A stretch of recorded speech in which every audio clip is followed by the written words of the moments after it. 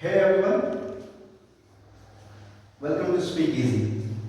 आज अपने इस चैनल में मैं आपका हार्दिक स्वागत करता हूँ, अभिनंदन करता हूँ। आज बड़े महत्वपूर्ण विषय को लेकर मैं आपके सामने प्रस्तुत हुआ हूँ और विषय है कि कैसे अंग्रेजी भाषा को सीखा जाए।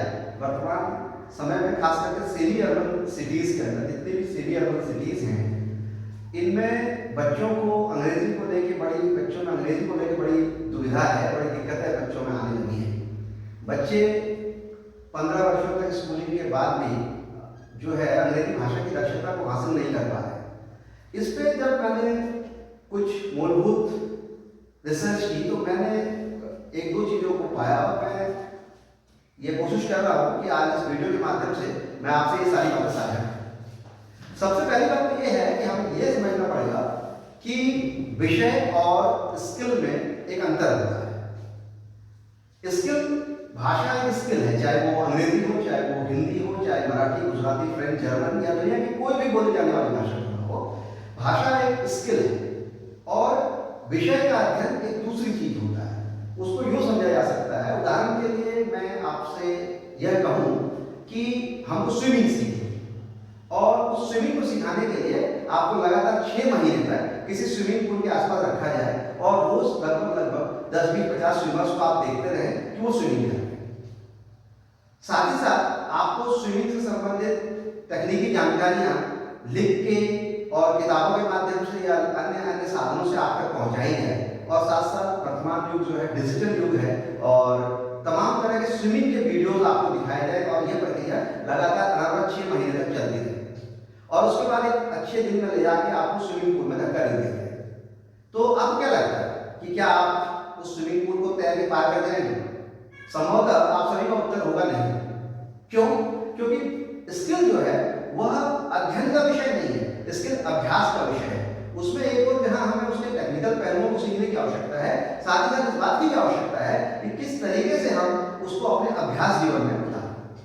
ठीक यही बात आज हमारे स्कूलों में इंग्लिश को लेके हो रही है। मैं खुद इस बात से बड़ा दुविधा में हूँ। मेरे दोनों बच्चे, मेरी बिटिया कक्षा 7 में पहुंच गई है और बेटा जब यूकेजी में पढ़ता है तो उनको भी विकसित करते समय हमें कई तरह के टेक्निकल प्रॉब्लम्स का सामना करना पड़ रहा है। उसकी वजह यह है कि स्कूल के भीतर जो माध्यम इंग्लिश है, लेकिन वहां पर अंग्रेजी केवल पठन पाठन की भाषा है, वो बोलचाल में कहीं पर भी उपयोग में आ नहीं पा रही है। उसकी वजह यह है कि कहीं ना कहीं जो सेमी अर्बन सिटीज है वहां पे हमारे पास अच्छे स्किल्ड मैन पावर्स की बड़ी दिक्कत है जो अंग्रेजी को मातृभाषा के लेवल पर प्रयोग करते हैं।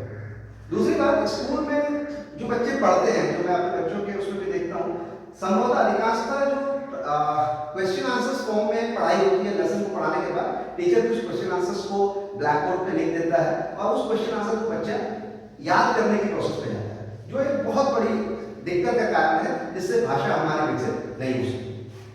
साथ ही साथ एक महत्वपूर्ण बात यह है कि जो भाषा है और जो विषय है उसमें एक बड़ा गहरा संबंध है।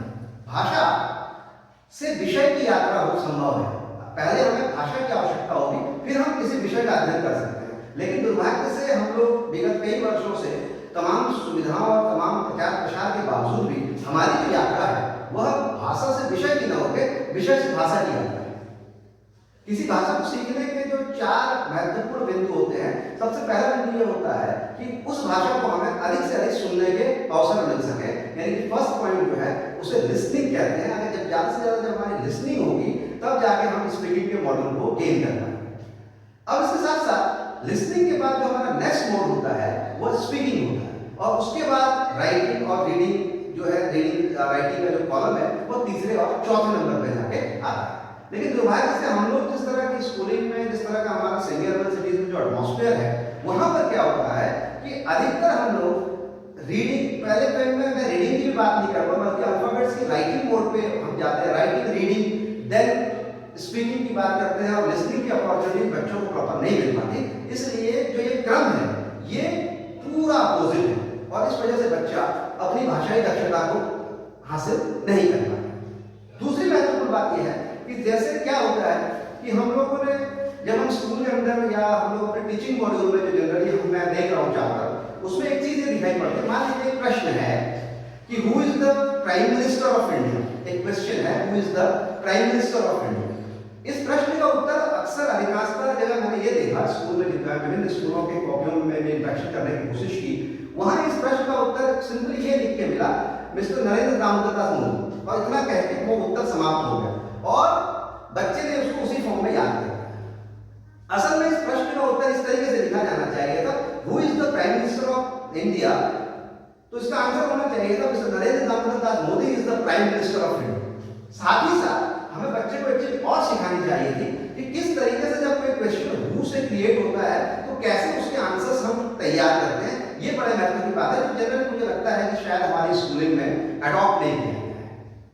Who is the prime minister of India, ये क्वेश्चन है, इसमें जो ये क्वेश्चन ऐसे भी हो सकता है, who was the first prime minister of India, who was the first president of India, who is the chief minister of India, यानी कि जितने भी प्रश्न हु से शुरू होने वाले हैं, चाहे वो प्रेजेंट, पास्ट या फ्यूचर किसी भी टेंस में हो, इसका एक उत्तर का एक हिस्सा जो है क्वेश्चन के साथ ही छिपा हुआ है। जैसे कि मैंने पहले प्रश्न में फिर मैं दोबारा आता हूं, who is the prime minister of India. यहां पे हमने क्या किया, हु की जगह मिस्टर नरेंद्र दामोदर दास मोदी जी का नाम लिखा और पीछे की लाइन को हूबहू उतार दिया, तो इससे हमारा सारा उत्तर कंप्लीट हो गया। अगर हमने ये टेक्निक बच्चे को सिखाई होती तो हु से बनने वाले 1000 प्रश्नों के उत्तर देने में वो सक्षम हो जाता, जो शायद हम लोग अपने स्कूलिंग मॉड्यूल में इंप्लीमेंट नहीं कर पाए। धन्यवाद।